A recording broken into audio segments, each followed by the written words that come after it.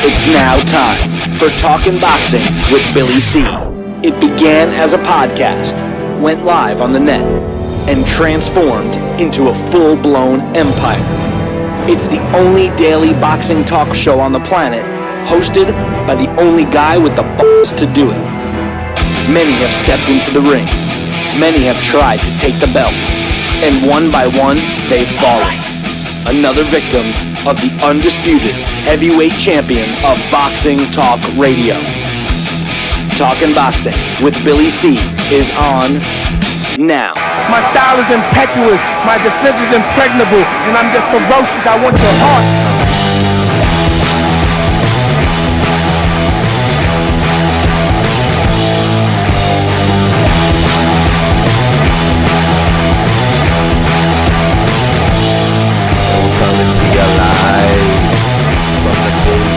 Studios in Lake George, New York. I'm Bill Calogero. It's time for the Billy C Show. Good morning, good day, good evening. Whenever you're listening, I hope you're having a great time, great day, great night, great morning. You know, I hope you're doing great. Bottom line, right? Today's show is being brought to us in part by Sal's Neighborhood Pizzeria and Italian Restaurant, located on beautiful St. Simons Island in Georgia. Check out the website, www.salsneighborhoodpizzeria.com, or give my man a call, 912-268-2328, 912-268-2328. Find out why I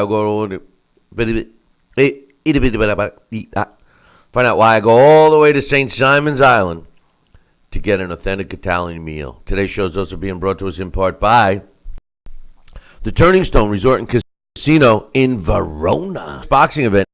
HBO Boxing comes to October 21st. And guess what? I'm going to be ringside. I want you to be ringside too. Some tickets right now by visiting our website, www.billycboxing.com. Discount. Let me know where you're going to be. From bondage to baddest man on the planet. Available right now. Right now, while you're watching or listening to the show. Or Amazon.com. And saying you want a signed copy, don't worry about it, as I should have. So if you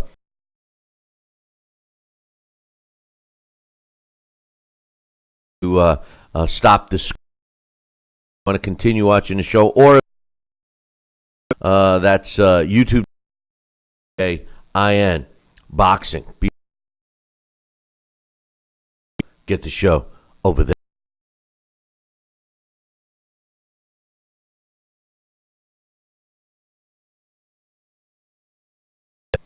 I'm a little today. I know.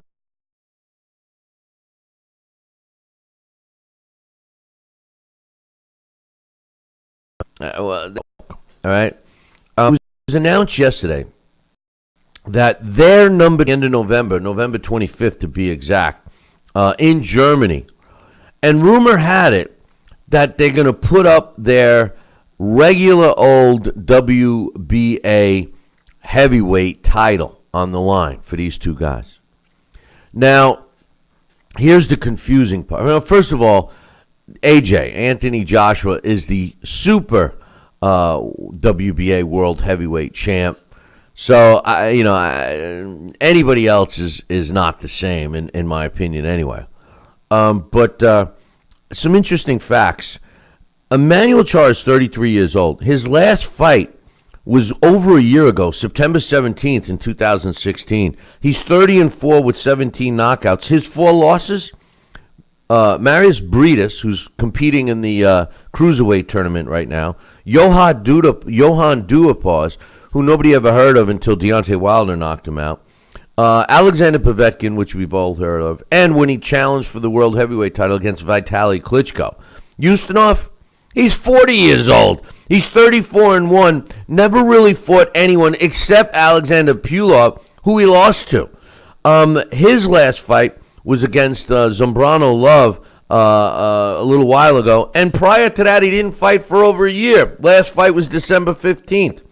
What are they talking about? Joining me right now is my man, waiting patiently, showing me his muscles, playing around, doing all the fun things that he likes to do while I can't do it.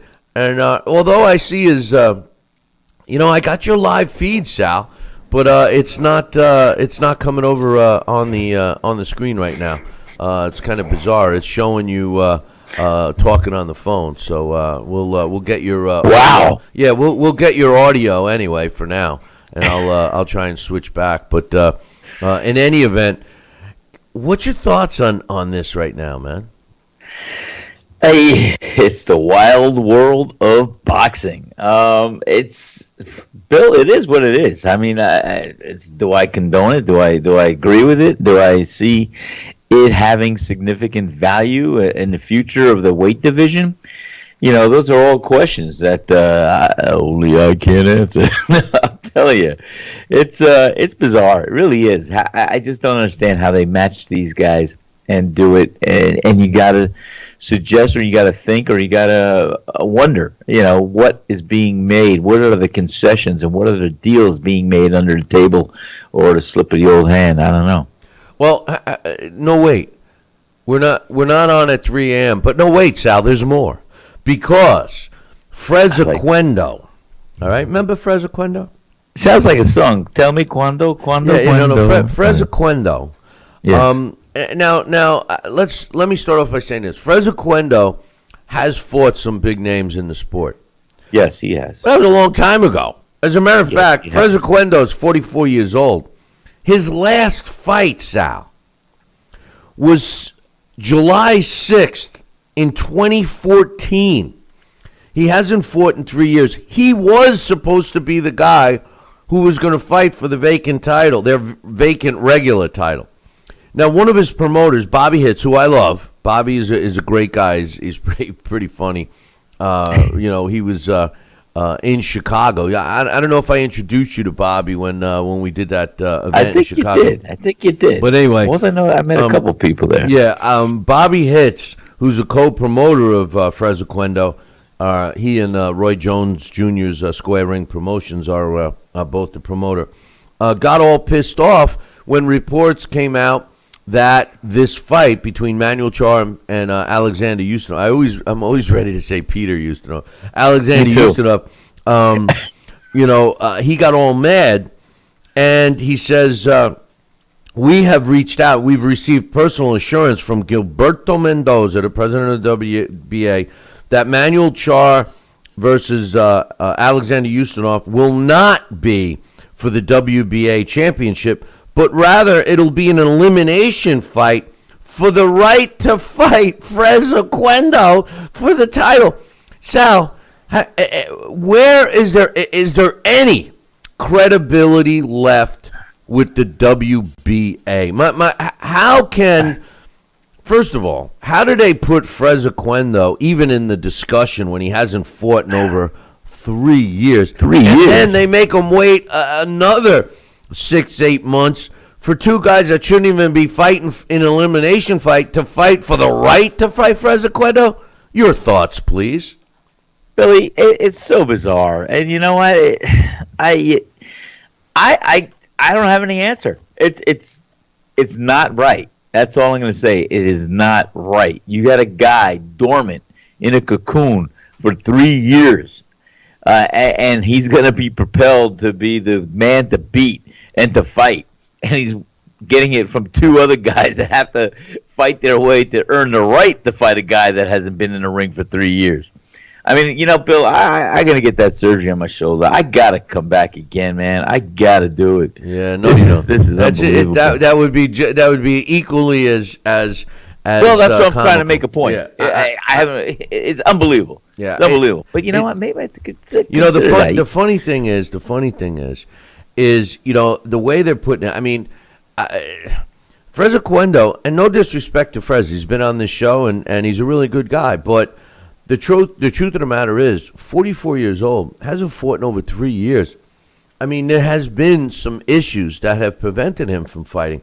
But how let's hear it. What are the issues? Well, he had an injury. He had gone over and to fight over in Russia at one point, and then had to leave. And then lost because he had no time to train, and then they were going to give him another shot, and I mean it's a scroll of excuses. The funny thing is how does a sanctioning body who wants people to put value in their belt? I mean, several of the belt, credibility and value in their belt and their sanctioning body. I mean, we got several of these fighters fighting this weekend for their belts. How can you respect an organization that keeps these kinds of guys in the ratings? I would much rather see a young fighter that doesn't have as many fights in the higher rankings based on activity. I mean, how do you put guys? I mean, the joke of it all is that Ustinov, like I said, 40 years old, had a quick fight against Zambrano Love, and then prior to that, he hadn't fought in almost 2 years. Manuel Charr, his last fight was over a year ago, and he's got those losses against journeyman, except for the Vitaly Klitschko loss. And then both of those guys get to earn a shot at Fresequendo, who's been, almost out of the ring as long as you had been out of the ring. I mean, over 3 years, 44 years old. I don't get it. How do they even do it with a straight face? How do they even charge a sanction? I mean, this is ridiculous. It is ridiculous, Bill, and we know it. I mean, I always would go back to somebody that wrote a book and wasn't too straight on the thing as well. But I think that about talking about how boxing really works and everything else. It's crazy. It's chaos. And you know what? Whatever happened to the opportunity growing up and being, working my way up to being a contender and all that stuff? I thought you had to beat somebody in top 10 to earn your spot in the top 10. I thought you had to earn that way to climb the ladder, fight amongst yourselves to get to be the top, and then the top contender fights the champion every 6 months, whatever the heck. I mean, I thought that's the old mechanics. It's not rocket science, but it's complicated. And when you have the concessions being made under the table here, there, and everywhere else, it's rough. It really is. It's hard to follow and to understand, because then you want the respectful sanctioning bodies that want the credibility, that want the respect, and here they are throwing a guy who hasn't fought in over 3 years and less than that. It just I don't see the value. I don't see the reasoning behind what they do at times, and it's very disheartening. That's all. Well, what you said to begin your thought is 100% correct. I mean, how do they keep them in the rankings? And now, even worse, when you look at the long-term ramifications, what inspires a young fighter to stay in the sport of boxing if they're busting their ass, working hard in the gym, fighting the fights to keep them busy, and they're not being moved up in the rankings because you got, an older guy that might be, slipping an envelope under the table to Team Mendoza from the WBA to stay put in their rankings, and they don't move up. The young fighters that are working hard. I mean, this is what the problem is. The pool of boxers in the total landscape of professional boxing is minute compared to what it used to be years and years ago. And I'm talking, you don't even have to go back to the 80s. You can go all the way back. I mean, all the way back in the 40s, 30s, and 40s. I mean, there just in New York State alone, there were over 2,500 licensed fighters. So I mean, the decline in terms of participants for the profession, for professional boxing is light years away from each other. And then to add that, you allow guys that have been dormant and haven't fought to be maintained, even in your own rankings. I mean, none of these guys are ranked in anyone else's sanctioning bodies, thank God. But and as far as the computer rankings, the only one that's ranked is Pulov, who's number 25. I'm sorry, Ustinov, who's number 25. Manuel Charr, who hasn't fought in over a year, he doesn't get a global ranking. So of the three names we're talking about, only one is even ranked by the computer, and that's at number 25. I don't know. If this move doesn't finally put the nail in the coffin for, proving that the WBA has no credibility or no value, I don't know what else has to be done, Sal. Well, that's just it. It's remarkable. I'm speechless, Bill. I'm speechless. This is lack of credibility. It's lack of science here. When you look at the playing field and how you put it together and what makes it work, and it just hurts the sport of boxing because all that is seen is not what it should be. And we can bitch and moan about it all we want. It's just the way the boxing has worked and has evolved, and really is hard and past the point of no return as far as changing. And that's the sad matter. So do we tolerate and put up and see what we can only forecast and guess and work with, or do we say, hey, enough is enough, but who cares what we think? Well, I care what you think. I care what you think. Well, some more. I care what you think.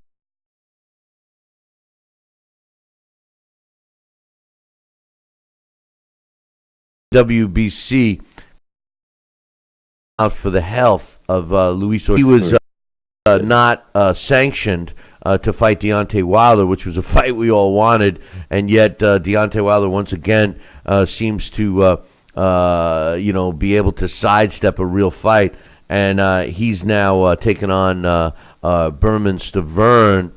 And incidentally, I got a call from Team Stavern yesterday asking me if we could do an interview with him. And that's interesting. Well, I said sure. I think it's pretty good, man. I said, is he training? Is he serious about the fight? Oh yeah. Can he come on? 9 a.m. Oh, whoa, wait a minute.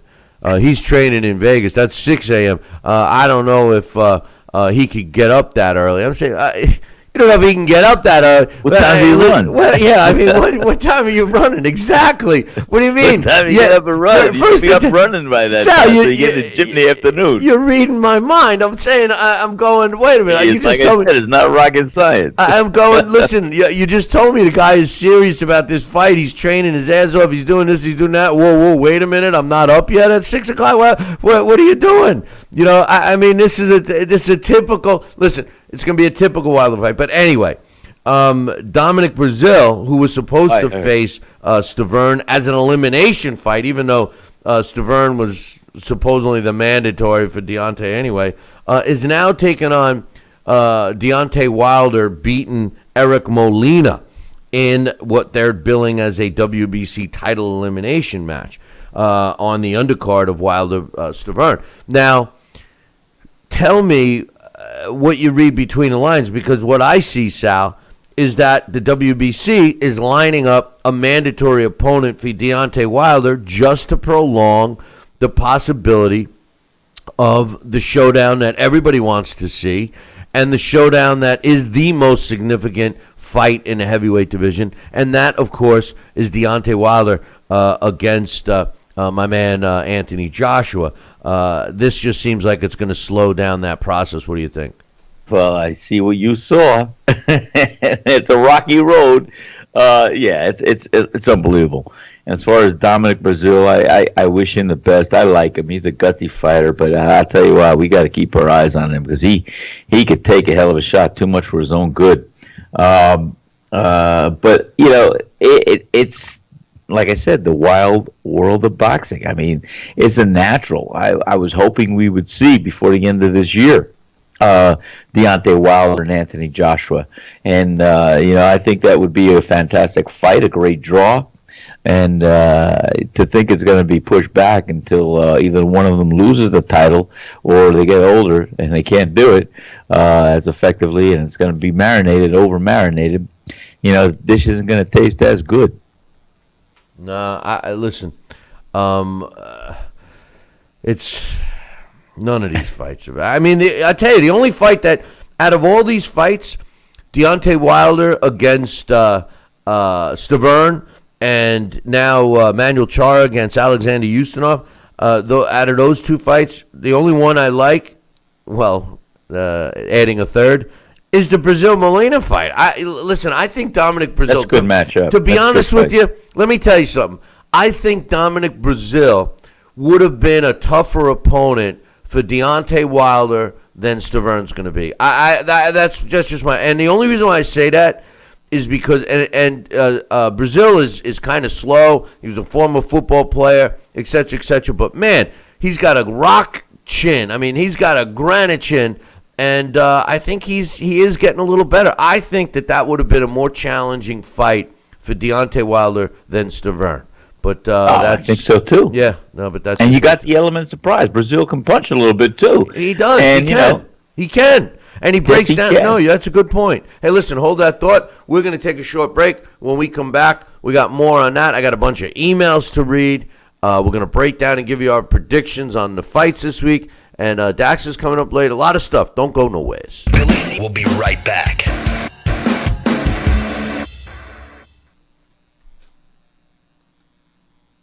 If you're over the age of 50 and considering buying an annuity in the next 60 days, I have some important news for you.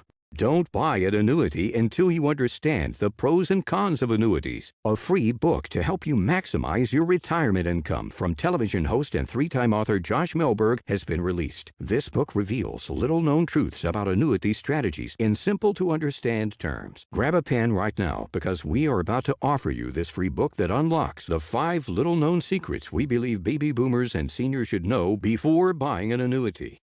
Call 800-493-9652 now, and you'll receive a free copy of Josh Melberg's book, Next Gen Annuity Strategies Revealed. As a bonus, we'll also send you the #1 mistakes retirees are making with their investments today, and a free DVD on how you can get up to 33% more income in retirement. Call 800-493-9652 to have your free information kit rushed to your door. Again, that's 800-493-9652. Stop living with hair loss, that is. Losing your hair is no fun, and no one wants to be bald, but there is hope. Getting my hair back was the best thing that ever happened to me. I'm happy with the way I look now. I'm very excited about my hair. I feel beautiful. I love my hair. Hair Club offers all proven hair loss solutions backed by our commitment to satisfaction guarantee. If you're not 100% satisfied with the solution you choose, Hair Club will apply the purchase price to another proven hair loss solution or transplant more hair at no charge. And it was the best thing I've ever done. It looks good on me. Call in the next 5 minutes to get your free brochure at no obligation. It will tell you everything you need to know about your hair loss problem, and it's free if you call now. I am more pleased than what I had even imagined. I at least look, I would say, 5 years younger. I'm 52, and I look better now than I did when I was in my 40s. I feel great. And that's not all. The first 100 people who call will also receive $250 off any hair loss solution from Hair Club. Call now. This is important news for people who had a hip replacement and then had to have additional surgery as the result of a faulty hip implant, or were diagnosed with high levels of metal in the blood, known as metallosis. You may have a right to a cash award and medical expenses. If you have been diagnosed with high levels of metal in your blood or have required more surgery because of hip implant failure, call the law offices of Davis & Crump right now. Our first consultation is free, and we don't get paid unless you get paid. Call now. Operators are standing by. Are you currently on Medicare? In other words, do you carry the red, white, and blue Medicare card? If so, are you suffering from chronic back pain? If you answered yes, you may be eligible for a pain-relieving back brace covered by Medicare at little to no cost, shipped directly to your home for free. These medical-grade back braces are ideal for lower back pain, arthritis, spinal disorders, and other chronic back problems. Will you qualify for a medical-grade back brace? Call Back Brace America at 1-800-290-8300.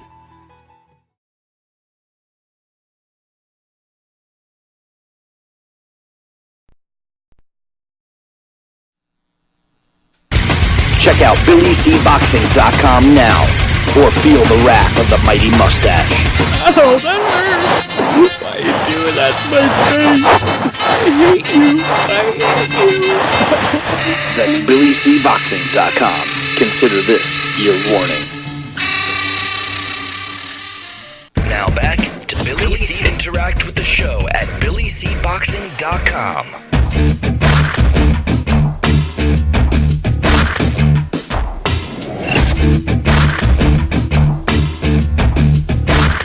And we're back. You're listening and watching the Billy C Show. Glad you could be with us. Interesting stuff going on in the chat room. So if you're watching or listening to a stream or on TV, make sure you come on over to our official chat room up on BillyCBoxing.com. I got some emails to read, Sal, but first, I just want to get off of the subject of boxing and even sports for a minute here.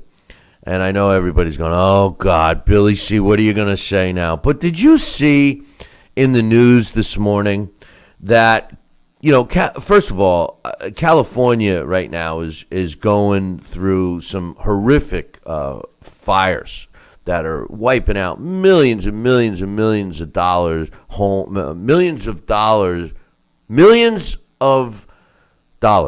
worth of homes, even billions. Lots of homes being, and in other words, a lot of homes are being burnt down by these fires, and it's a very serious situation. And people are losing their homes, their all their valuables, their history, et cetera, et cetera. And they don't have the manpower, or whatever. So, what they're doing is apparently they are bringing inmates, California-based inmates who are serving time for criminal acts, whatever they may be, and they're bringing them in because they need more firefighters and bodies to help get equipment and what have you to the professionals that are fighting the fire. And in lieu of being an inmate and serving time for a crime that they were convicted of, they're being paid. And they're being paid not too much money, $1 an hour or something like that, Sal. In addition to, all their other expenses that get paid for by the state of California, again, based on the fact that they were convicted of a crime, whether they were innocent or not, that's neither here nor there. The truth of the matter is they're serving time. They're in jail. Can you believe that there's outrage and that people are saying that the state of California is taking advantage of the inmates by only paying them $1 an hour, and that they're pretty much using them as slaves? They're referring to them as slave labor.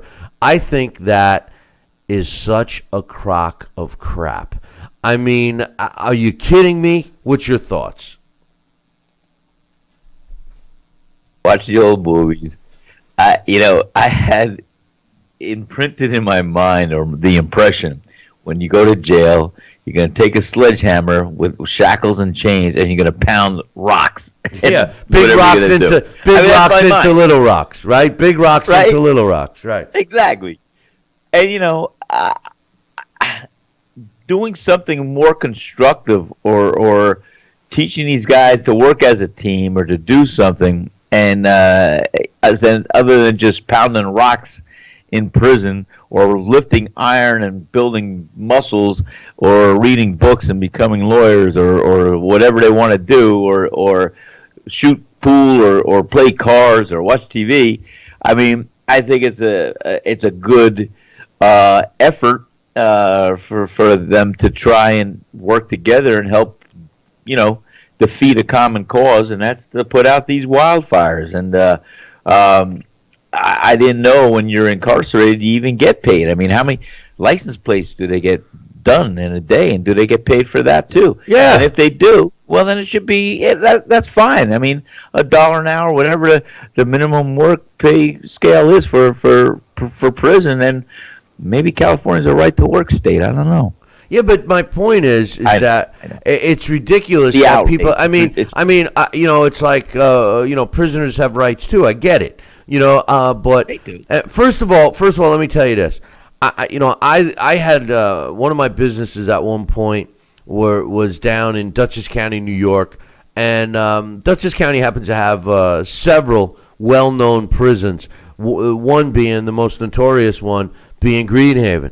And Greenhaven Correctional Facility, generally houses the worst of the worst, lifers, murderers, et cetera, et cetera. And those guys, they volunteer. They try to volunteer for whatever will get them outside the walls to do any kind of work. I mean, years ago, they didn't even get paid. 20, 30 years ago, these guys weren't even getting paid. Now, they get paid. They get money in an account which they use for not concessions. What do they call that? What do they call that when they commissary? Commissary, right? Exactly. Thank you, Sal. Your experience behind bars really helped out. No, it's my military. Yeah, but right, same thing, same thing. But behind anyway, the flag, of the United States of America. Yeah, I think it's ridiculous. And I just think these people. This is why we've turned into a bunch of pansy asses. Well, we are. This country, and that's it. And California, congratulations, they lead the way. Well, but how can we blame California? It's the people. I know. It's the people that are objecting to it. I applaud the state of California. Oh, I applaud the state too. And as a matter of fact, I was never a big Mario Cuomo fan. He was, the father of the current New York governor. But Andrew Cuomo, but he had come up with a plan one time, basically for the welfare program in New York State, and he wanted to have anybody, as long as they're physically able, in order to collect their checks, that they had to report to a local place wherever they lived for any kind of work that might be needed. Maybe some road work. Guys that needed, the town road, highway departments, et cetera, or mowing lawns, or whatever the case was. And just to get them out there. And basically, you could be training somebody for a field that maybe that would inspire them to go work or start a business or whatever when they need this assistance to help them or whatever, as long as they're physically able. And it was shot down. I always thought that was a good idea because it could help motivate individuals that might be on public assistance if they're, and again, I just want to emphasize, if they're physically able to do it, physically and mentally able to do it, that they should get in the habit, and work is a habit, Sal. You know better than I. Both you and I, we do the same thing every single day in terms of, making our livings, etc.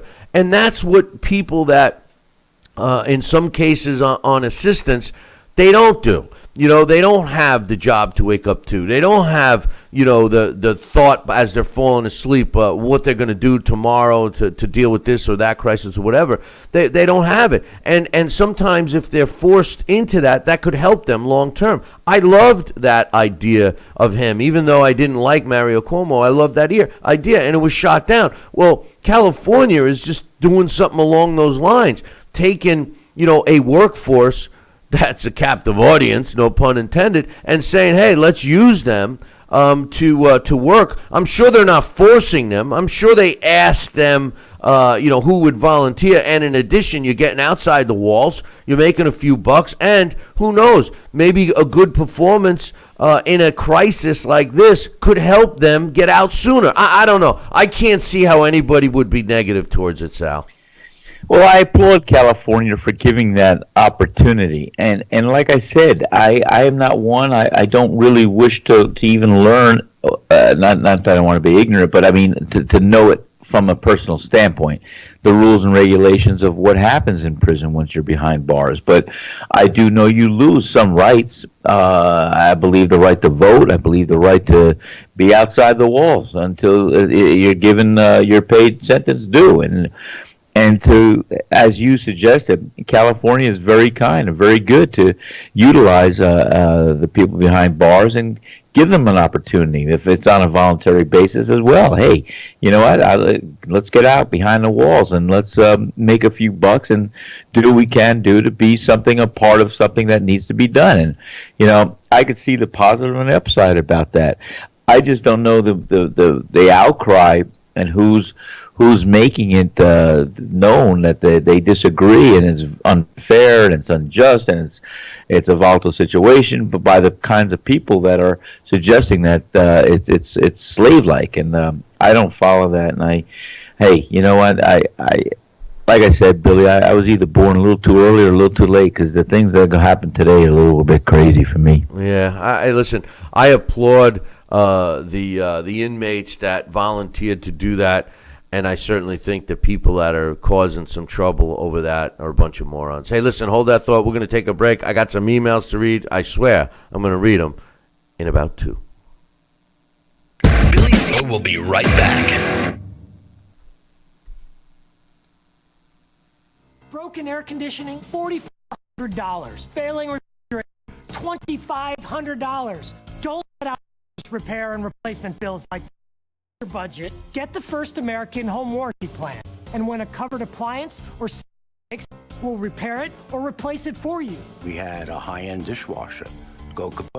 They put it in a brand new dishwasher. We cover air conditioning, most appliances, plus heating, plumbing, electrical systems, and much more. Plans start as low as $25 a month. Major appliance or system breakdown, bust your budget, or go finding service people. Last year alone, we saved our customers over $120 million. Don't wait until something breaks. You're stuck with a huge bill. You save a lot of money. It's absolutely worth it. You don't have First American Warranty. Get it. Call 1-800-946-6230. No obligation quote. If you're over the age of 50 and considering buying an annuity in the next 60 days, I have some important news for you. Don't buy an annuity until you understand the pros and cons of annuities. A free book to help you maximize your retirement income from television host and three-time author Josh Melberg has been released. This book reveals little-known truths about annuity strategies in simple-to-understand terms. Grab a pen right now because we are about to offer you this free book that unlocks the 5 little-known secrets we believe baby boomers and seniors should know before buying an annuity. Call 800-493-9652 now, and you'll receive a free copy of Josh Melberg's book, Next Gen Annuity Strategies Revealed. As a bonus, we'll also send you the #1 mistakes retirees are making with their investments today, and a free DVD on how you can get up to 33% more income in retirement. Call 800-493-9652 to have your free information kit rushed to your door. Again, that's 800-493-9652.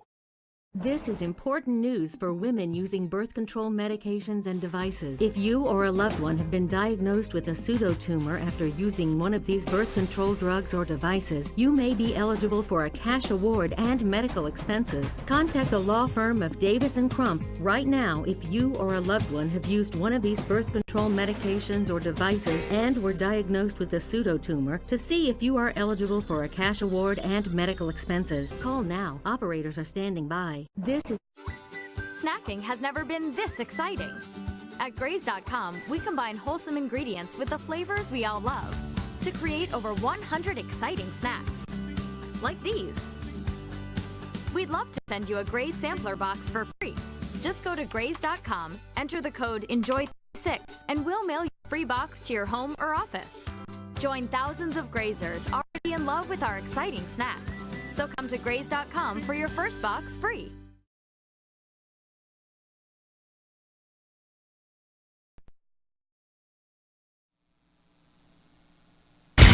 Check out BillyCBoxing.com now, or feel the wrath of the mighty mustache. Oh, that hurts! Why are you doing that to my face? I hate you. That's BillyCBoxing.com. Consider this your warning. Now back to Billy C. Interact with the show at BillyCBoxing.com.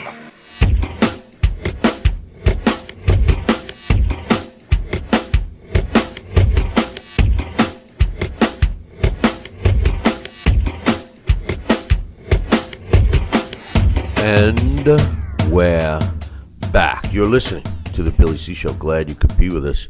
I was just listening to that back from break music Jeremy C. put together for us. But anyway, I'm here with Sal Rocky Senecola. And Sal, I got some emails to read. But first, in Major League Baseball yesterday, the National League Divisional Series to decide who was going to play in the championship series for the National League was finally settled. The Cubs, in a shootout against the Washington Nationals, won 9-8, which means they win the divisional series. They move on to face the Dodgers in the NL Championship Series. And as you recall, the Yankees are going to be playing the Astros in the American League Divisional Series. The winners of each of those games will face each other in the World Series. Now, over in NFL football, Thursday night football, if you will, put against two of the top teams so far this year in the NFL. Both teams going into the game at 4-1. The Eagles traveled to Carolina to play the Panthers, and all the experts on the panel last night kept saying, Panthers, Panthers, Panthers, Cam Newton is back to himself, etc., etc. It was a very competitive game. However, the Eagles came into Carolina and won 28-23 to improve to 5-1. They are now clearly one of the best teams in the NFL, and the Panthers, they dropped to 4-2, and I wouldn't worry too much about the Panthers getting back on track. They have a extremely talented team, so that's what took place there. Now I got some emails to read, and first and foremost, I'll read my man Jesse. It says, hey, Billy C. and Sal, my picks for the week: Hurd over Trout, Charlo over Lubin, Lara over Gashua, Harrison unanimous decision over Valenzuela, Mares over Gutierrez, Leo over Avelos. He says, however, Leo will get semi-rocked in this fight, which I don't believe. Ivan Reddick knocking out Raynell Williams, and Grove knocking out Cox in 10 rounds. Good picks there. I think good picks. Yeah, sound pretty good. Yeah, we'll be breaking down ours a little bit. He says, Billy, what's your thoughts on Subreal Matthews? He beat once highly touted Jeffrey Fontanes. I think the jury is still out on Matthews.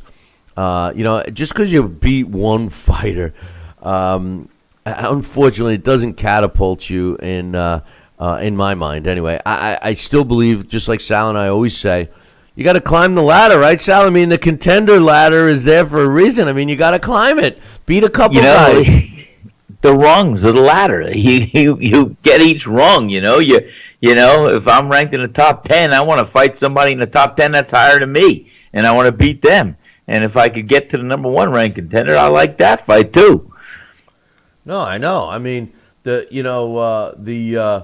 truth of the matter is that you do have to climb the ladder, and that's my hang-up, that fighters today don't. But then again, when all of a sudden you got a guy that's ranked that hasn't fought in 3 years, doesn't that say it all? He says, Billy. He says, Billy, I think Cotto settled with Saddam Ali because most of the fighters are booked, especially towards the end of the year. I don't buy that crap. Come on, Jesse. You know this sport better than that. He didn't. Listen, don't fall for the bullshit. Listen, the truth matters. When they offer, just like they said, this one turned down the fight, that one turned down the fight, that's because they didn't offer enough money to fight Cotto. That's the only reason. You think Mikey Garcia and Danny Garcia are afraid to fight Miguel Cotto? No disrespect to Cotto. I love Miguel Cotto. But come on, nobody's afraid to fight him at this point. I mean, they just didn't offer enough money. So available? Since when Sal, since when does a big money fight against a big name, when offered to you, since when do fighters go, oh, wait, hold on, Mr. Senacola, hold on a minute. Let me check my schedule. Oh, geez, I have to rearrange my sock drawer on that day. I can't fight you. I mean, give me a break. Well, I had an engagement to be out of town. Actually, I was going to go on vacation to one of those old Club Mids. Yeah, but hey, Sal, if you give them 18 months, they'll be able to pencil you in, right? Well, sure. I think that's definitely an adequate enough of time. 18 months. I could open up my planning book right now. Yeah, it's a joke. I could reserve anything 18 months from now. I just hope I'm still alive. He says, Billy, do you think the Niners made a mistake not drafting Deshaun Watson, or will they draft the top quarterback in 2018 like Rosen, Falk, Darnold, etc.? How do you see Watson's future? Hey, listen, to be honest with you, Jesse, I think every team that passed by Deshaun Watson made a mistake. I mean, this guy has proven in college with Clemson that he was a quality quarterback. He beat my guys. He beat Alabama in the championship. So, no, I think a lot of teams made a mistake about that. Deshaun Watson has helped the Texans At this point, I think he was, and he's a class act too. The kid is smart. He's going to have a great future if he stays healthy in the NFL. And as far as these other young quarterbacks, I mean, being a Jet fan, we talked about. I'm hearing people talking about the same names. Oh, the Jets were going to go after this one and go after that one. But the truth of the matter is no matter how great a quarterback is in the NFL, I mean, in college, you can't always bank on that carrying over to the NFL. It's proven. There's very few number one draft pick quarterbacks that become superstars in the NFL. There are several that you know are going to be good. Andrew Luck is a good example. The Manning brothers, good example, etc. But you never know. College is way different than the pros. But all in all, Deshaun Watson, great pickup for the Texans. I wish Deshaun Watson was wearing green and white, to be honest with you. He says, at what point of Wilder saying that AJ should fight him in the USA? Oh, he says, what is the point of Wilder saying that AJ should fight him in the USA? Won't Wilder make more money in the UK than USA? Of course he'd make more money. And the only reason why he's saying that he should fight him is because he's trying to act like he's the man. Listen, Deontay Wilder is a fraud. All right? I mean, as a fighter, not as a human being. Deontay Wilder's a fraud. His whole team knows it. They're protecting him. It's the elephant in the room. It's everybody whispering in his ear. He's believing it. We all know that this guy can't fight. Oh, wait a minute. Sal, you keep changing your mind on him. But, he's a fraud. He's a fraud. I think he's got more skill and talent than what I hear you giving him credit for right now. And like I said, we both concur on the thought that he does believe in what his skill level really is, and that's good. A fighter's got to believe in himself. He's got to know that he can beat anybody in the ring, and believe he can beat anybody in the ring. Otherwise, he shouldn't step in the ring. I agree with that. And I never, would criticize Deontay for having the self-confidence. You never did. But the truth of the matter is the guy wants to fight a real fight. His team is. I mean, if Ray Charles can see that they're overprotecting this guy. I mean, come on. He has yet to fight a real fighter. I mean, anyway, let me move on to the next email. This one's from Joel. He says, there's talk of Yvonne Michelle staging Adonis Stevenson. Adonis Stevenson, that name sounds familiar. Mm-hmm. Anyway, Adonis Stevenson's mandatory defense against Elder Alvarez December 16th in Montreal, as long as David Lemieux doesn't fight Billy Joe Sanders on that day, because Mark Ramsey trains both Lemieux and Alvarez. My question is, do you and Sal think Adonis really wants to fight Alvarez? I think it's a risky fight, and Alvarez is very technical, and he has a good chance to beat Adonis. It seems Adonis doesn't want to fight any real challenges as long as he's boxing. What's your thoughts, please? Adonis Stevenson is a guy that has been there too long. I don't think that he could beat any top fighter. Yes, he looked good in his last fight, and I agree with Joel. I think Alvarez would give him a good fight. So would any real light heavyweight at this point. Your thoughts, Sal? I concur with your thoughts right there. I believe the same thing. And, he's been around the block more than once and twice, and I think, we should just see how it's going to materialize. The only thing I'll say, I mean, they're both Elder Alvarez. I don't think is a spring chicken. I think he started a little late. But Adonis Stevenson is like 105. I think he's almost as old. I don't know. He's that quite that old. He's close. He says, "I'll repeat what you said." And it's such a shame that today even casual fans of the sport of boxing realize boxing's all about how much money you can make. And the days of the best fighting the best are very far and few. He says, sadly, I hope you guys have a good weekend. Well, I hope you have a good weekend too, Joel. And I certainly agree with you there. Got another email. I got two more here. We'll try and get through. This one's from my man Rick, Miami Dolphin fan Rick. He says, what up, BC and Sal? What up, Rick? He says, hey, Rick. I hate to say it, but I've really lost a lot of interest in boxing. Kind of the same as the NFL. He says, I still tune in for the mega fights, but that's about it. for whatever reason, the new crop of upcoming fighters has failed to make an impression on me. You know, before I go on, you know what saddens me about a statement like this is that can we really blame the fighters, Sal? Because the truth of the matter is it's not the athletic ability of the fighters. It's the fact that the promotional teams and management teams and television networks don't want to take a chance of losing an O or putting them in tough that, God forbid, might create a big fight and have a risky fight. I don't like to blame the fighters on it, but I certainly agree that it's hard for them to make an impression on a fan when they're beating up guys they're supposed to beat. Almost like this weekend's fights. When I go through these fights, I mean, yeah, there's a lot of fights this weekend, but how many are really that, competitive? What's your thoughts? Well, Bill, it's the same thing. It's how do we make sure that we can see top level fighters getting in the ring together and trying to prove who is the better of the two. It's not magic. There's nothing about boxing that is that is magic. It's just black and white issues. And some fans are smart enough to say, hey, I can't see the opponents that I, or the level of fighting that I once did. And like I said, good fighters opposing another good fighter will bring out the best in both fighter. You fight up a level, it'll bring out the best in you. And not to say you can't beat that fighter, you can. It's just you haven't had the chance to rise to that occasion. So you put some of these fighters in a ring together, we're going to see better fights. If they got the O's in a record, as one of our announcers say often, great line is one of the O must go, Yeah, no, it's a shame. But he goes on to say, guys like Keith Thurman, Errol Spence, Sean Porter, and others are all good fighters and even exciting to watch. But for whatever reason, I'm not going out of my way to catch the fights anymore.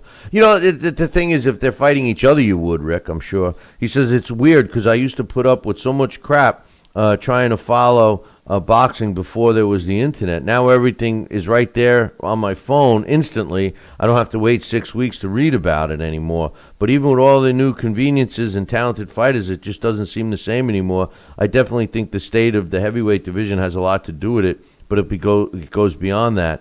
I feel like 20 years ago, fight cards were shorter with less fights, but the fights were more significant. Either multiple title fights on the same card or at least top contenders fighting each other. Now it seems like they cram 8 fights onto one card, and the vast majority of them are showcase fights. I don't know if that's really the reason either, though. In any event, I'm just less and less interested. The funny thing is there's more titles. The significance and value of the titles are less and less because each sanctioning body for each division has 5 world title holders in the same division. The WBA has 5 world heavyweight champions. You could call them the super champion, a regular old champion, a champion in recess, a champion in Muay Thai, and the interim champion. I mean, they're all walking around saying they're the champion. I mean, so the belts lost their value. As far as the fights themselves, I agree. I think if there were more significant fights earlier on, you would become a fan of a fighter, even in a loss. How many times do we see a fighter that loses a fight? I mean, Dominic Breazeale is a great example. This is a guy that was, built up the right way, or at least not, in my opinion, the right way, but they gave him an undefeated record. All of a sudden he loses, and he shows all this heart and chin and everything else, and next thing you know, there's more people following him. So, that's the case. Boom Boom Mancini is another great example, of years gone by. And I certainly agree with Rick. It is harder to follow it. And the NFL, now for me, Sal, I've been an NFL football fan my whole life. Right. I'm a huge Jets fan. I watched the Jets. How huge? I mean, when I was a kid, I watched the Jets win the Super Bowl. Never thought I'd live my whole life not seeing them get to the Super Bowl again, and I probably won't ever see them again in my lifetime get to a Super Bowl. But the game of football has certainly changed. You're not allowed to hit the quarterback. You're not allowed to do this. You're not allowed to do that. You can't even hit the guys with the ball anymore in a vicious way. I can't stand the celebrations after getting a couple of yard gain. I mean, they're not even just doing it for touchdowns anymore. When I saw Odell Beckham crying like a little bitch baby because he broke his ankle, I mean, these are guys these guys are superstar athletes that should not. I mean, he was crying like my 2-year-old grandson cries when you don't give him a piece of candy. I mean, this guy was crying like a baby. It was sad, Sal. I mean, sad. Listen, I'm not suggesting that he wasn't in excruciating pain or anything like that, but he was crying like a child. It was embarrassing to see a guy that talks so much shit and puts on so much BS when he's playing that game to cry like a little bitch baby like way he did. I lost every little bit of respect I had for Odell Beckham. Hey, it just goes to prove they're all made of the same material, the same substance, flesh and blood. Well, listen, I don't want to sound like an idiot. Because being in pain. Bill, I concur with you, man. I'll tell you what. I saw that crying. One of my guys at the pizzeria said, "Look, he's crying." I couldn't believe it. I looked at the screen.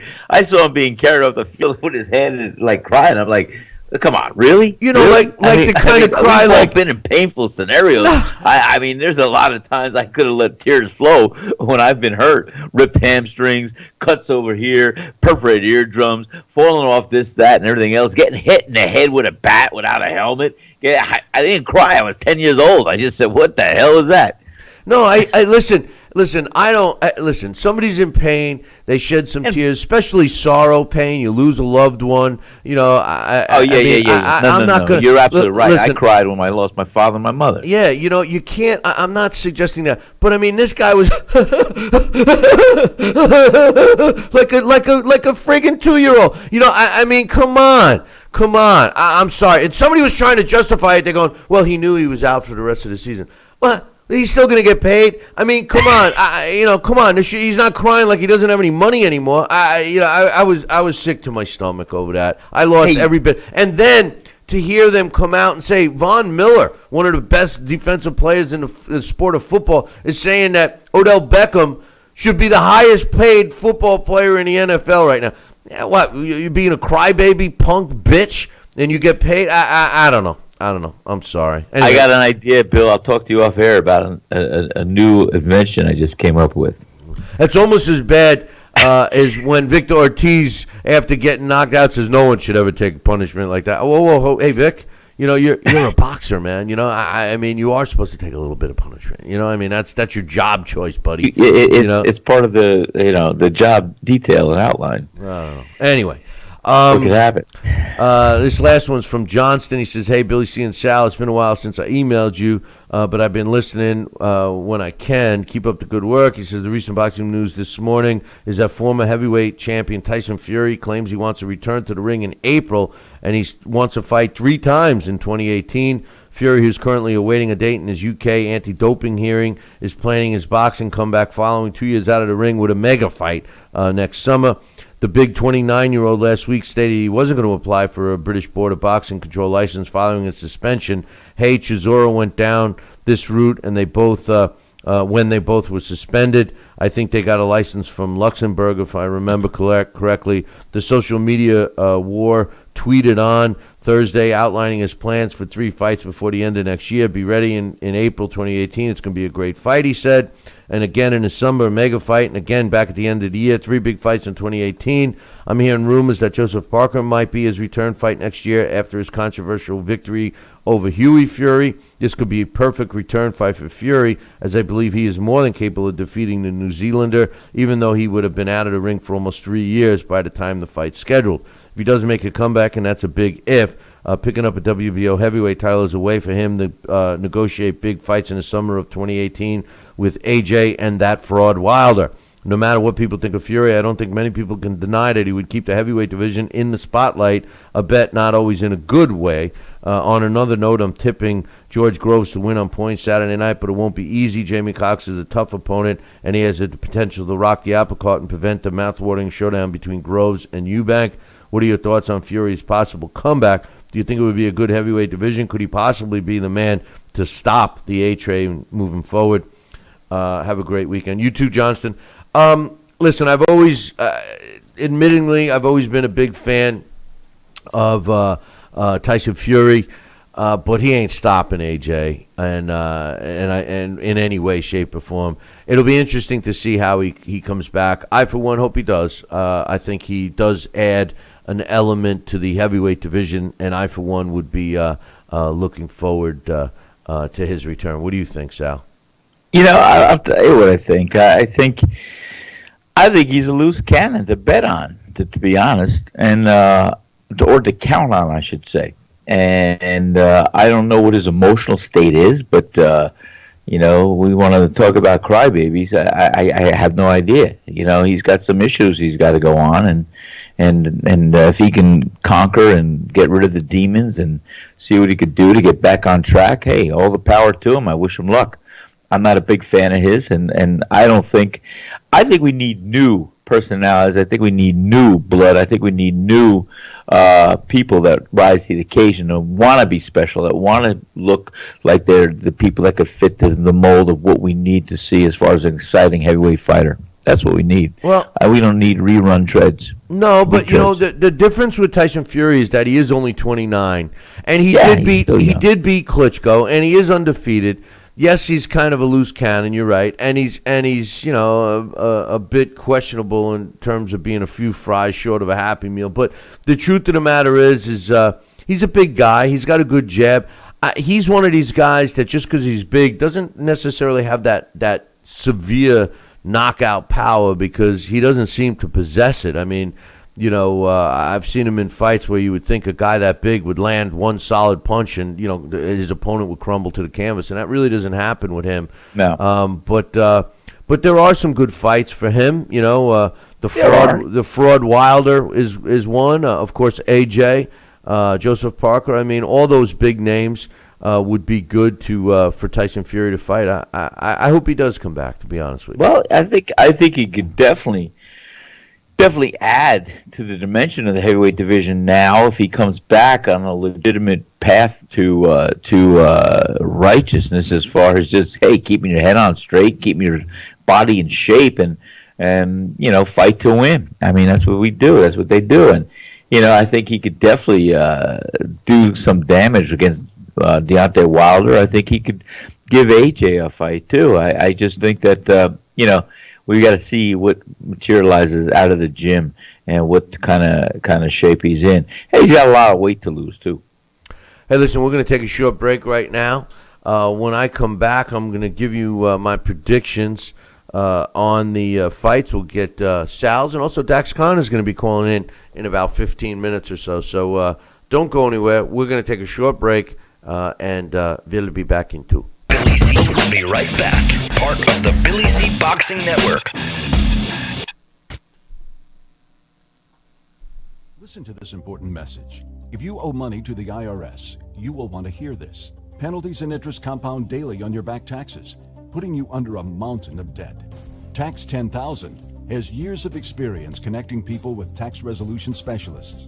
Working through the IRS Fresh Start program, they will handle all the necessary forms, and if you qualify, you may end up saving thousands of dollars.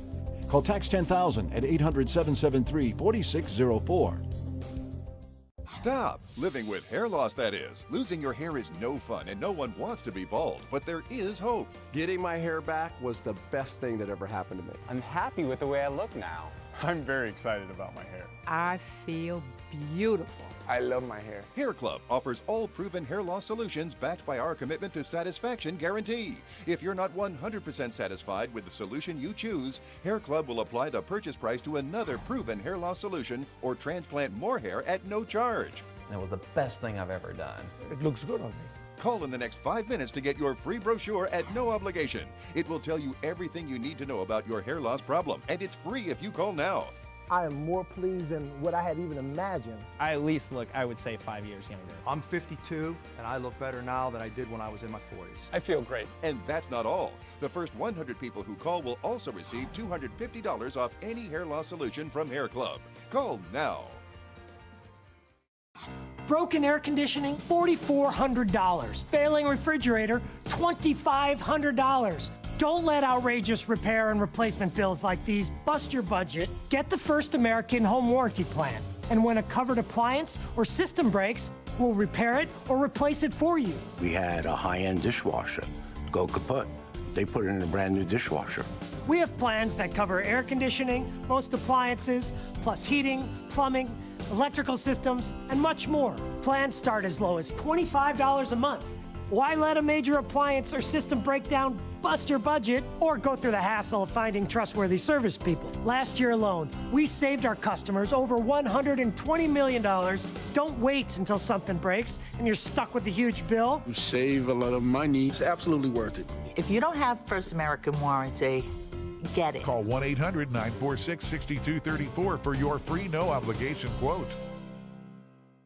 Are you currently on Medicare? In other words, do you carry the red, white, and blue Medicare card? If so, are you suffering from chronic back pain? If you answered yes, you may be eligible for a pain-relieving back brace covered by Medicare at little to no cost, shipped directly to your home for free. These medical-grade back braces are ideal for lower back pain, arthritis, spinal disorders, and other chronic back problems. Will you qualify for a medical-grade back brace? Call Back Brace America at 1-800-290-8300.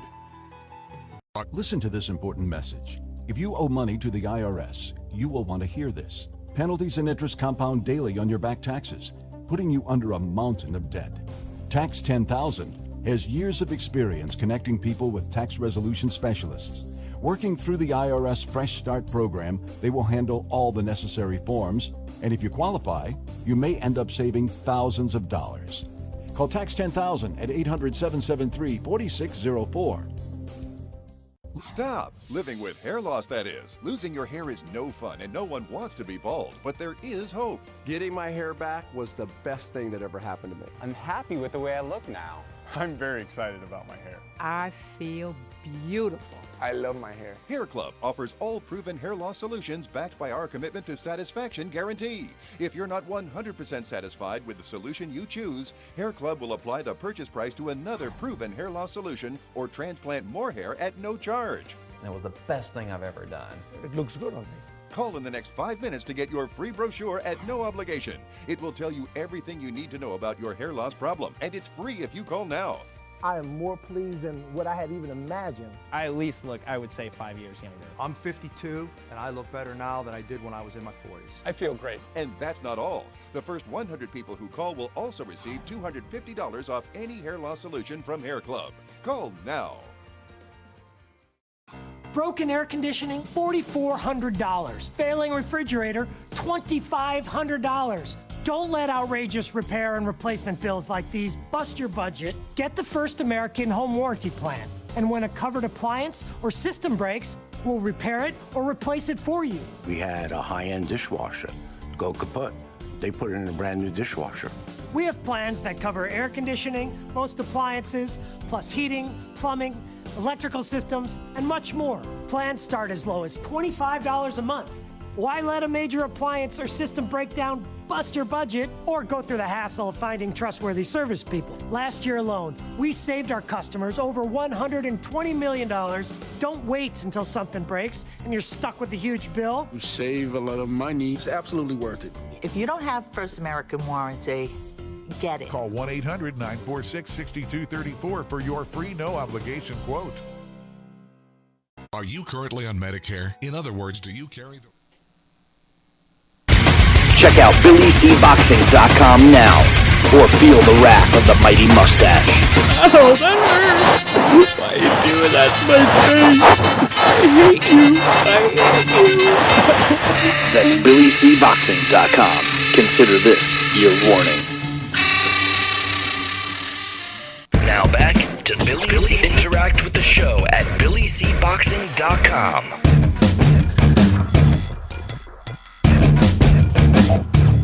And we're back. You're watching and listening to the Billy C. Show. Glad you could be with us. And Sal and I are we're here right now. And Sal, I'm going to go through these fights, the major fights, and give you my predictions. You give me yours. We're going to have Dax Khan give us a call here in about 10, 15 minutes from now, and we'll get his. But first and foremost, Georgie Groves against Jamie Cox. It's for the World Boxing Super Series fight that's, as far as I know, not being shown here in the States. George Groves is currently the WBA World Super Middleweight. Again, this is the WBA, so you're going to see a lot of bullshit titles. But George Groves is ranked number 3 in the world by the computer at super middleweight. He's 5'11" and a half. He's got a 72-inch reach, 26-3, 19 wins coming from knockouts. He's got a 66 knockout ratio.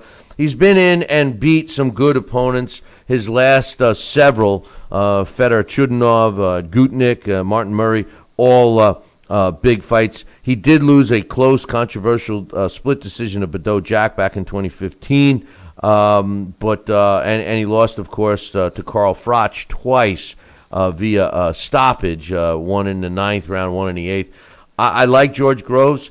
He's 29 years old, and he is fighting Jamie Cox. Now, Jamie Cox is ranked number 40 in the world at super middleweight. He is a southpaw at 5'11". He's got 24 fights. He's 24-0 with 13 knockouts. When I look at his best title so far really was a European champion, super middleweight. When you look at his resume, no name really jumps out in front of me. Most of his fights have all been on the other side of the pond. His early fights, several were against the same guys over and over. I don't think this is going to be a competitive fight, Sal. I'm picking George Groves in this one, and like I said, I'm not expecting this to be competitive at all. As a matter of fact, I'm not so sure any of these fights this weekend are going to be competitive. What's your thoughts on that one? How old is Jamie Cox? Jamie Cox is 29. He's 29. I'm sorry, so he's 30. George Garcia. No. I'm sorry, he's 31. Cox is 31. Yeah. All right. Well, here's a scenario. You got what I often say about possibly a fighter like a Deontay Wilder. You have a guy here with that O in his record there, and are they going to unveil and let the wrapping come off and see what this guy could do, stepping up against a more experienced, proven fighter, Georgie Groves, who's been around the block a few times. I think experience and a seasoned fighter with an unknown on this level. I don't know much about Cox, so I'm going to say Georgie Groves is going to probably win this fight just on his proven experience and his record that he has proven, has beaten some top guys. The next fight I'm going to look at here is the Leo Santa Cruz against Chris Avello's fight. Leo Santa Cruz is the WBA Super World Featherweight Champion. He's a former World Junior Featherweight and Bantamweight Champion. The computer has him ranked at number 1 in the world at featherweight. He is 33-1 with a draw, 18 wins coming by knockout. I talked a lot about this fight yesterday. I love Leo Santa Cruz. He's a warrior. Anybody that apologizes for not knocking out his opponent earns my respect. Chris Avellos is a tough fighter. There's no question about it. He's been around at 27 years old. I mean, he's fought a lot of fights for a 27-year-old guy, 27-5 with 20 knockouts, and over his 5 losses, he was stopped 3 times. He was a former title challenger. You could make an argument that his biggest win was his last fight against Miguel Flores when he beat the snot out of Flores, and Flores couldn't continue after 5. Listen, as good of a night as he had back in July, it's not going to happen this week. I'm picking Leo Santa Cruz. What's your thoughts, Sal? Well, I pick Leo Santa Cruz as well. He's a proven commodity and a proven fighter, and he is a warrior. He's got that warrior mentality mindset, and I think he's going to give too much firepower and just the boxing ability to let his opponent even have an upper hand. I think it's going to be a one-sided fight throughout. Yeah. The next fight is Andres Gutierrez going up against a guy that, again, I don't know if he's got much of a chance against Abner Mares. Gutierrez is impressive record, 35 wins, 25 coming by knockout with only 1 loss. He does have a draw. He is a guy that is 5'6". He's in the featherweight division, hasn't fought in over a year, so the computer doesn't rank him. His last win was against Wellington or Bio, who was 17-1. He did lose to Christian Mahares, the veteran. Again, he's got an impressive looking record, but we're talking about Abner Mares here, the current featherweight champion. He's a former bantamweight and junior featherweight champ. He is ranked number 4 at featherweight, giving up a couple inches in height, but he's 30 wins, 15 coming by knockout, a couple of losses. He's been in there with some tough guys. One of his losses was at the hands of Leo Santa Cruz. Another one was at the hands of Johnny Gonzalez. He did beat Daniel Ponce de Leon when Ponce de Leon was still viable. One of my favorite fighters he beat as well, King Kong Ekbeko. He's been in there real tough. Yanni Perez, Victor Chinian, Ekbeko a couple times, Eric Morale, Carlos Felincio, which was good at that time when he fought him. Like I said, Santa Cruz, Jesus Cuellar, Johnny Gonzalez, he lost to. This isn't going to be a competitive fight. I'm picking Abner Mares. What's your thoughts? No, I'm picking Abner Mares too, and I think he too is going to just have too much world-class experience. It's going to push him over the top, and he should be able to beat Andres. This next fight, Terrell Joshua going up against Sandy Lara. This is tough. Terrell Joshua, a former Olympian for the United States. I believe he participated in not one but 2 Olympics. He's 30 years old already. He's got a record of 20-0 with 9 knockouts. He's ranked number 27 in the junior middleweight division. He's got some impressive wins over decent opponents. Luis Hernandez, his last fight, Orlando Lara, Elzio Gonzalez, and Nobito Gonzalez. I give him credit for those, but he's stepping in the ring with Urslandi Lara. Urslandi Lara, one of the they call him the American Dream. He was from Cuba. He's a defector. Had an extensive amateur career. 34 years old. One of these guys that nobody wants to fight. Has been criticized in the past for not being exciting. 24 wins, only 14 knockouts. He's got 2 losses in which both were extremely controversial. One against Saul Canelo Alvarez, many people thought he won, and the other one was against Paul Williams, who many people thought he won. No disrespect to Paul Williams. He's got wins over big names in the sport. Ronald Turns, Angulo, Austin Trout, Jan Zavik, Martirosyan, Yuri Foreman, who I don't give him that much credit for, but he's ranked number 1 in the super middleweight division, Southpaw. Again, I don't see this being a competitive fight. I'm picking Lara in this one, Sal. How about you? I was all on Lara myself. Yeah, I don't think it's going to be as competitive as Terrell would love to make it, but I think Lara's got too much firepower, too much experience, and too much on the line at this point of his career. The next fight, Manuel Charr against Erickson Lubin. We talked about this yesterday. Charlo is the WBC junior middleweight champ. He's ranked number 3 in the world at junior middleweight, 5'11". The Charlo brothers are big. I can't believe that they even make. This Charlo brother is still fighting in the junior middleweight division. He's got some decent wins against decent opponents. John Jackson, Charles Hatley earned his shot. An old Joanne Alcine, Vanis Martirosyan. He's stepping in the ring with Erickson Lubin, who I absolutely love. The problem is I think this is way too soon for Lubin. Although he has fought some experienced fighters of his 18 professional fights, never been beat, he hasn't fought as big of opponents as Charlo. As much as I'm going to be rooting for Lubin, I don't think he's going to win this. I'm going with Charlo on this. What do you think? We talked about this yesterday. We saw Lubin fight in the amateurs just 4 years ago, and we thought he was pretty good then. And he's 18-0, and I think his O's going to go. I think Charlo's a good fighter, and he's been in a ring with some better opponents. And I think Charlo's going to give him a little boxing lesson. I think he's going to stop him, or at least beat him. And finally, Austin Trout going up against Jarrett Hurd. Jarrett Hurd is the IBF World Junior Middleweight Champion. He's 27 years old. The computer sees him at number 5 at super middleweight. He is 6'1", a significant height advantage over Austin Trout. Undefeated, 20-0 with 14 knockouts, 70% knockout ratio.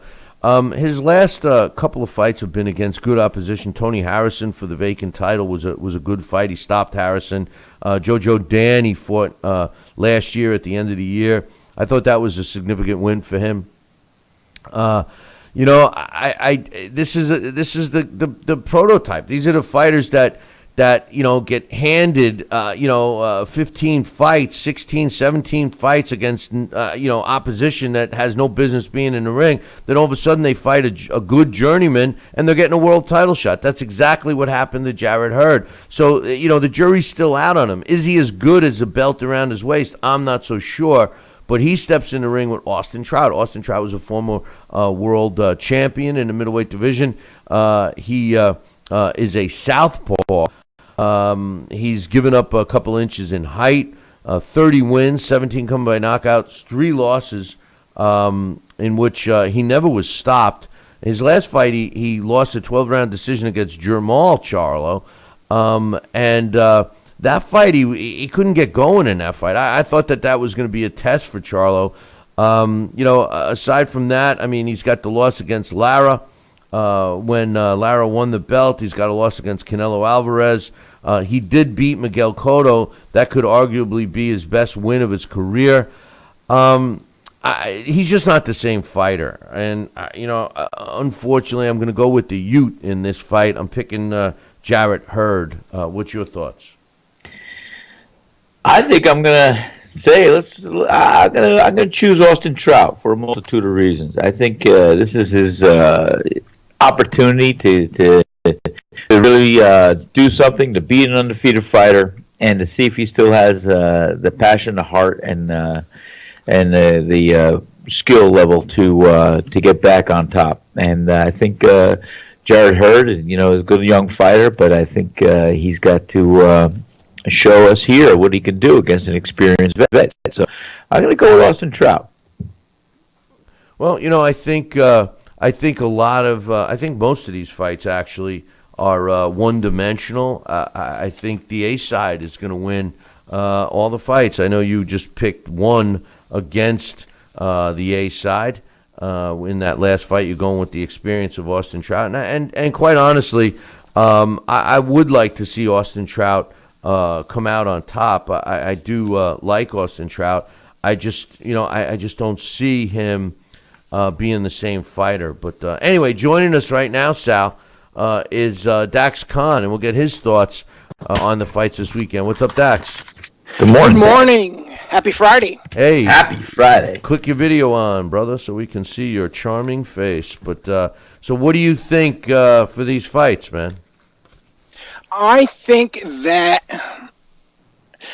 they're WBA fights, to be honest with you. They look exciting on paper. Some of them are very disappointing. The card on Friday, actually, I think is going to be exciting. The one in Brooklyn, again, it's exciting on paper, but instead of some of these guys facing the opponents these champions should be facing each other. I agree. I mean, these guys, with the exception of the Charlo-Lubin fight, which is for WBC, and the Hurd-Trout fight, which is for the IBF, these are typical, just like you said, WBA fights, man. It's a joke, just like the one we talked about to open up the show. Well, how about Jarrett Hurd against Erislandy Lara? And then how about Austin Trout against Erison Lubin? Those are much better fights. They're more competitive. And then let's clean up the division and decide who is the best. But you know what? It's easier to do it this way. Well, even Terrell Joshua, no disrespect to him, he doesn't stand a chance against Lara. And as far as Jarrett Hurd, I like the young fighter, Dax, but he's got the one big fight under his belt. I mean, the way they just fast forward him. I mean, what's your official picks? My official picks, against Erislandy Lara and Terrell Joshua, this is an easy fight for Lara. Joshua might have a couple moments of success, but Lara, again, it shouldn't even be a title fight. Erislandy Lara is a guy who's too good for his own good. They've waited him out just much similar to what a lot of guys did with Guillermo Rigondeaux. So I think he's just going to go in there and he's going to educate Joshua, and then after that, Joshua just goes back into that pool and he starts getting these easy opponents. That's simple as that there in that fight. Charlo versus Lubin, my opinion's much like yours. Lubin, he's raw, he's strong, but he's also undersized compared to Charlo. Charlo, these are guys that argue all the time. They're come along at the right time in the right era, and I think he should have picked one of these other guys. The same for Hurd against Trent. Lost his mojo, and he has since the Cotto fight. He really hasn't done much. Jarrett Hurd, he has wins over Galarza, Jojo Dan. They're his two biggest names. He's on a 6-fight KO streak. But if Austin Trout, he's able to come in there and he's able to make Jarrett Hurd a little uncomfortable, give him some angles he's not used to, I think he can pull it out. But I think Hurd will get a decision on that one. And you're picking Charlo against Lubin. You're picking Lara against Garshua. What about Mares against Gutierrez? Gutierrez has an impressive-looking record, just not against anyone impressive. Yeah, exactly. I mean, Christian Miares is the biggest name he has on there, and then he lost to him. I think he does. I think he has a draw with Jesus Ruiz. He had that WBO Fed Central title. He does have a win over Salvador Sanchez, which is very credible. That's great. A win over Salvador Sanchez is, something to brag about. Unfortunately, it's the wrong Salvador Sanchez. I was going to say. I know you really confused Sal there for a minute. I saw the confusion on his face. I saw Salvador Sanchez fight in the late 70s, early 80s. Sal was saying to him, hey, Dak, Sal was saying to himself, God, how old is this guy? Bill, my thought was like, well, did my face just my mind just tried to channel process? Abner Mares winning that fight, I think, sets up another fight against Leo Santa Cruz. How do you see the Santa Cruz against Avelos fight? I'm shocked to see so many people that think Avelos has a shot. No, that's a mismatch. Anytime Avelos has stepped up, he's lost horribly. Except his last fight. He was knocked out by Valdez. He was knocked out by Carl Frampton in his title challenge. He did have a NABO belt. So, again, this is just a stay busy fight for Leo Santa Cruz until they think of something better. Leo Santa Cruz and Abner Mares rematch would be great, in my opinion, but again, this is all sanctioning body nonsense. In my opinion, that's what this is. But the WBA, hopefully after this, they put these guys back in there together again and they clean it up, because what's really out there for either one of these two besides a fight against each other? Well, Chris Avelos, I think the justification here is he earned it in his last fight. That was probably his biggest win of his career, I think. I believe so, but he's well traveled. You mentioned something earlier before. He's only 27, and he's one of those guys where you forget how young he is. You sit there and say to yourself, "Wow, this kid has been around a long time." But he really hasn't. But he's been in there with some top names. At times, I kind of think he's been used as a sacrificial lamb. Remember, he's fought in Hawaii. I think he's fought in Macau. He's been in a lot of places. So he's a lot more worn out than the average 27-year-old. So I think Leo Santa Cruz, just his work rate alone, is going to wear Avalos down. He should stop him. And finally, another fight that I don't think is going to be competitive, and yet some people actually think Jamie Cox has a chance against George Groves. It would certainly upset the apple cart. Everybody wants to see Eubank Jr. against George Groves. I don't think Cox has much of a chance. I mean, what's your thoughts on that fight? George Groves, another guy, just like I was saying about Chris Avalos. Seems like George Groves has been around forever. He's only 29 years old, but he's been in some tough fights. He's been recently Edward Guchnik, Martin Murray, Fyodor Shudnov in his last 3 wins. Jamie Cox, the only reason why he's in there is trying to explain to people in the chat room about the World Boxing Super Series is he managed to get his name in there before the other names did, and that is why. It was a first come, first Jr. and Arthur Abraham were both the last guys to put their name in. That's why the winner of their match had to. The winner is the one who got that spot. Now, as far as Jamie Cox goes, Georgi Kandelaki, Ivan Unick, and Lewis Taylor are his biggest wins. People out there just shaking their head, going, "Who are they?" Exactly. So Groves has all the big fight experience. His only losses are to Carl Froch twice, and a split decision. Badu Jack, nothing, no shame there. Badu Jack was on home territory, so this is a fight for George Groves to look special, and the George Groves versus Chris Eubank fight, in my opinion, is going to be a definite one down the road. And finally, Dax, thanks for all your predictions on the big fight Saturday, but I want to get your thoughts. What got me going today was more BS from the WBA. Apparently, they are sanctioning a fight between Manuel Charr and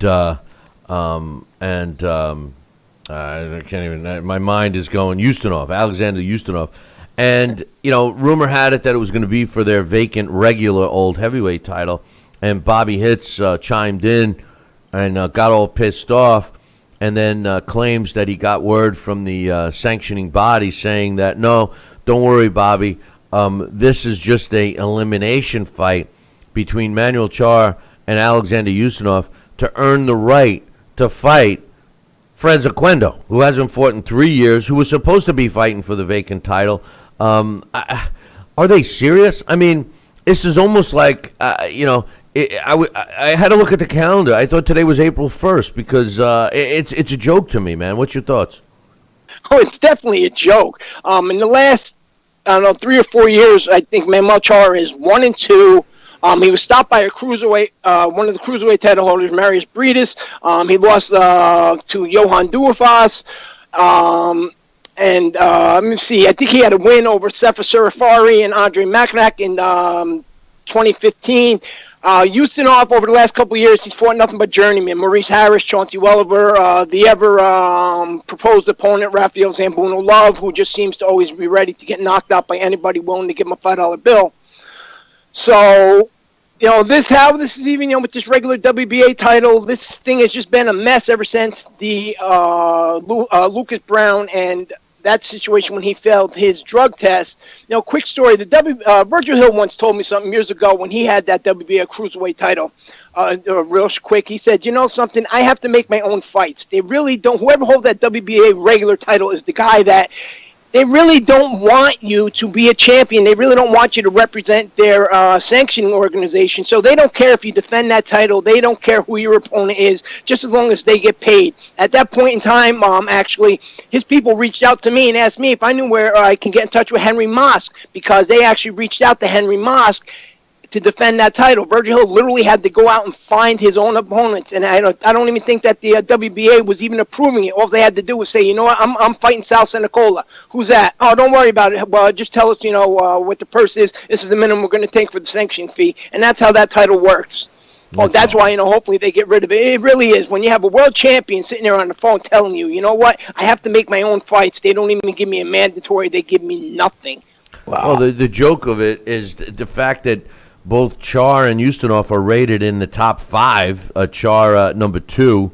Charr at number 4 and Ustinov number 2.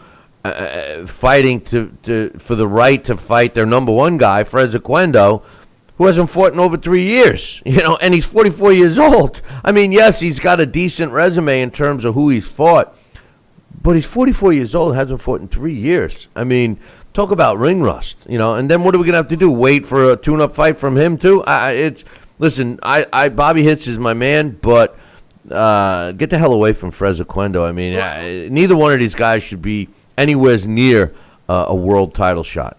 Listen, Fred's had that lawsuit going on. He had those complaints going on. So, you know what? The WBA, as a way to shut him up, as a way not to deal in court, is just to say, something? When you come back, we're going to give you a title shot. If you come back, when you come back, if you want to come back in a wheelchair, we're just going to let you know. We're not going to give you any power lift to go up inside the ring. Nobody's going to escort you. And that's more or less what that WBA regular title is for. Even Daniel Jacobs, who I believe is the second best middleweight in the world, if you look at his WBA title reign, the fact was they were letting him fight anybody. So more or less that's what that is. The WBA is it's kind of like giving candy to a baby. Here, I'll give you a lollipop as long as you shut up and you don't drive me nuts. And that's what the WBA does with this regular title for their fighters. Yeah, but it's even worse, though. It's what matters. It's even worse than that, Dax. And the reason is because when they elevate, in their words, elevate a champion to super status, then the regular title, however they hand that out or get the slugs to fight for it, then they make the super champion become a mandatory for the regular champion. So it's almost like they elevate, but, demote. They elevate and demote at the same time. It's ridiculous. I've had that conversation as well with guys. And again, you know what? That WBA, that super champion, when they elevate him and then they do exactly what you said, that's because the WBA didn't really have any faith in that fighter. And all of a sudden now they're like, wow, he's sticking around. What are we going to do? So you know what? Now we'll just hope that this guy can get rid of him. Yeah. You know, it's more like it's almost like a high school game. You know what I mean? It's almost like, okay, let's play one against the other and see what happens. You know, the only way to get rid of this guy is to have somebody beat him. If not, and especially if the guy isn't a draw, that was a big issue with Golovkin. You know, and not a draw. The same thing with Virgil years ago. He wasn't a big draw. So when it comes to those percentages based on how much they're getting for their sanctioning fee, the bigger the draw, the more money the sanctioning body makes. No doubt. Dax, appreciate you coming on. Look forward to you on Monday. I'm sure we're going to have a lot to talk about in terms of the fights and the results and hopefully some more news, my man. We should. All right, everybody, enjoy your weekend. All right, Have brother. a good weekend, Dax. That's Dax Khan. You can check out his column up on BillyCBoxing.com. Listen, I'm going to take a short break. When I come back, I got the trivia question, and my man Sal is starting to think. Can he get it right today? We'll see. We'll be back in 2. Billy C will be right back. Part of the Billy C Boxing Network. Stop. Living with hair loss, that is. Losing your hair is no fun, and no one wants to be bald. But there is hope. Getting my hair back was the best thing that ever happened to me. I'm happy with the way I look now. I'm very excited about my hair. I feel beautiful. I love my hair. Hair Club offers all proven hair loss solutions backed by our commitment to satisfaction guarantee. If you're not 100% satisfied with the solution you choose, Hair Club will apply the purchase price to another proven hair loss solution or transplant more hair at no charge. And it was the best thing I've ever done. It looks good on me.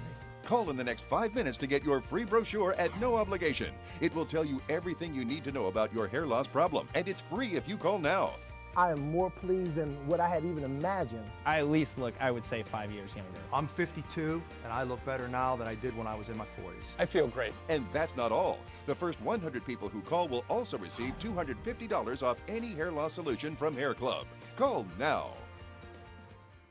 This is important news for women using birth control medications and devices. If you or a loved one have been diagnosed with a pseudotumor after using one of these birth control drugs or devices, you may be eligible for a cash award and medical expenses. Contact the law firm of Davis & Crump right now if you or a loved one have used one of these birth control medications or devices and were diagnosed with a pseudotumor to see if you are eligible for a cash award and medical expenses. Call now. Operators are standing by.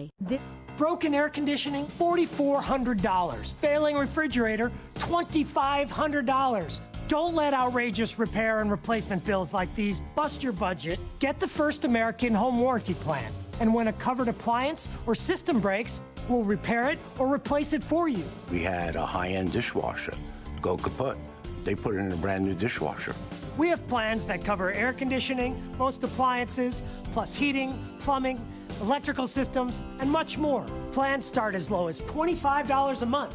Why let a major appliance or system breakdown bust your budget or go through the hassle of finding trustworthy service people? Last year alone, we saved our customers over $120 million. Don't wait until something breaks and you're stuck with a huge bill. You save a lot of money. It's absolutely worth it. If you don't have First American Warranty, get it. Call 1-800-946-6234 for your free no-obligation quote.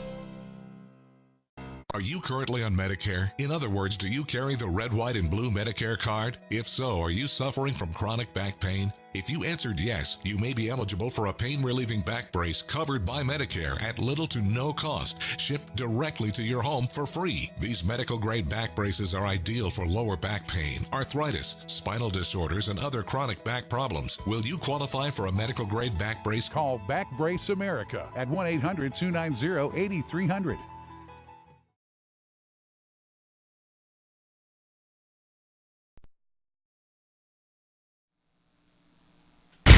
Check out BillyCBoxing.com now, or feel the wrath of the mighty mustache. Oh, that hurts! Why are you doing that to my face? I hate you. That's BillyCBoxing.com. Consider this your warning. Now back to Billy C. Interact with the show at BillyCBoxing.com.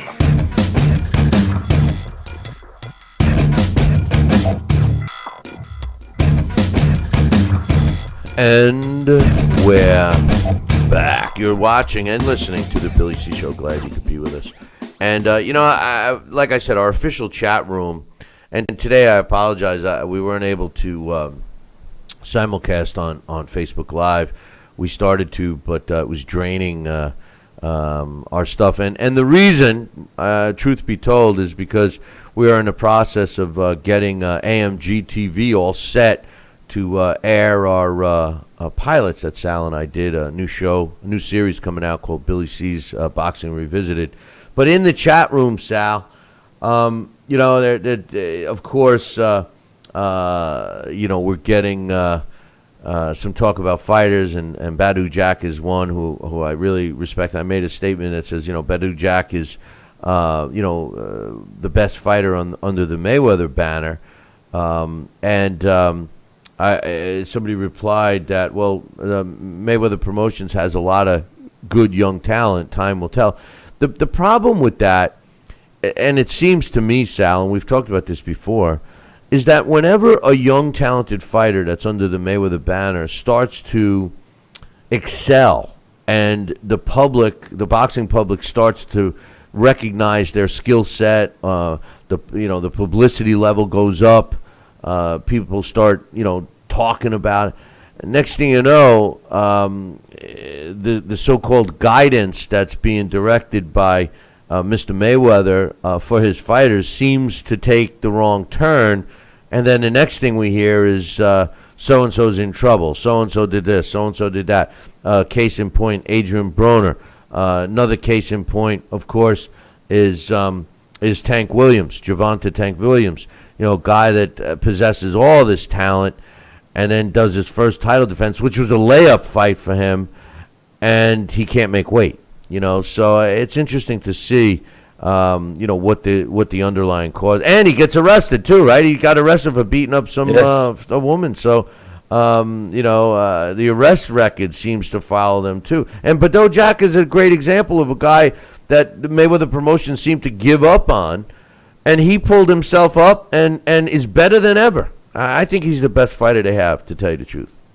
Well, you draw a hypothesis here in theory, and it's not far from what is evolving in front of our eyes. On some level, I'd hate to think that, but you made a comment a while back that kind of was ironic, because you said something to the effect that Mayweather would not want to see somebody he has control over exceed his celebritism or his success. And, I don't know. That's a funny statement, but I think there's some validity to it. I don't think that the way unless the sport of boxing goes back and goes back in time in terms of how it's run and how the fighter's mentality, thought process is. You're not going to see another Mayweather. I mean, I hope we don't see another Mayweather, but I mean, Mayweather's a talented fighter. I mean, everybody knows I'm not a fan of his, but he's a talented fighter, and I'm not suggesting that we'll never see as much talent as him again, but I don't think we're going to see a guy control the sport like he was allowed to do, which makes me sick. But anyway. We got a trivia question that was pretty tough yesterday, Sal, and although I got a bunch of interesting answers, no one got it right. So hopefully you did a little research and maybe you have a new answer for me. So let me read the question to you. Now, what's on the line, boys and girls, is your very own copy of the Title Bout Championship computer game. It's the same game. Well, my man Sal calls it the magic computer boxing machine. The boxing machine, that's right.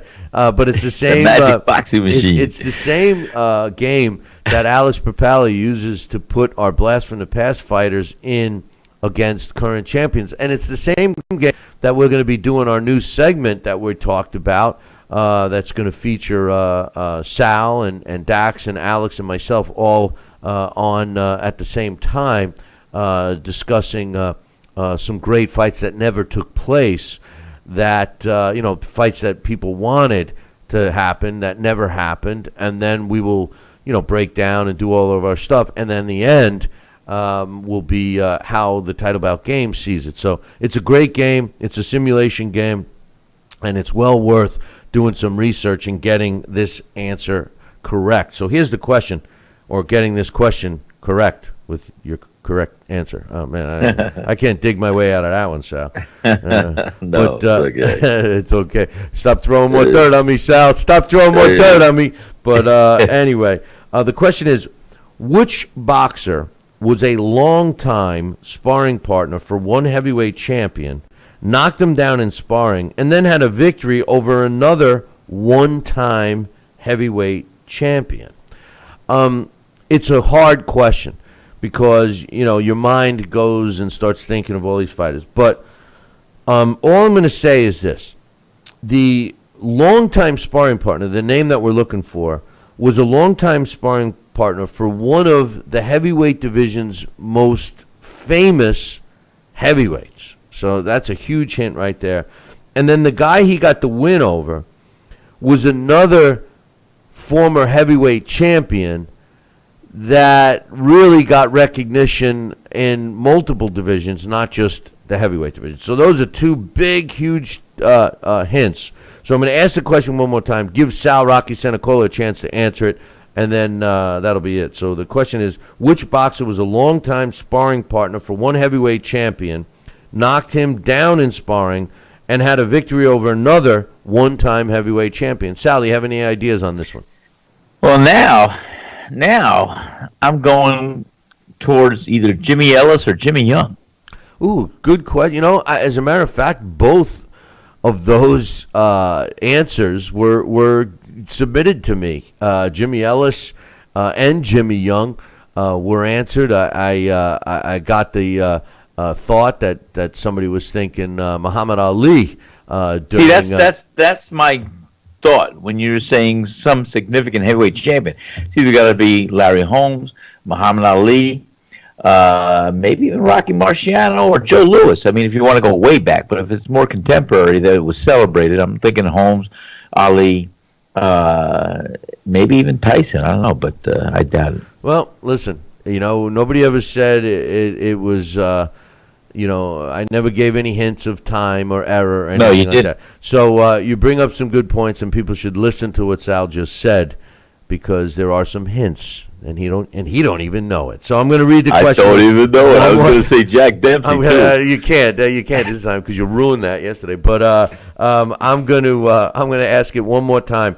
And if you're the first one to email me the correct answer, Billy@TalkinBoxing, TalkinBoxing.com, and it has to be emailed to me and time-stamped because if somebody else gets the same answer correctly, we take the first one that came in. So if you email me the correct answer to this, Billy@TalkinBoxing, TalkinBoxing.com, you'll win the prize. Here's the question one more time. Which boxer was a longtime sparring partner for one heavyweight champion, knocked him down in sparring, and had a victory over another one-time heavyweight champion? Listen to what Sal said. Some of the stuff is in there, and when you add that to the hints I gave you, maybe you come up with this. But anyway, hey, listen, there's a lot of fights on this weekend.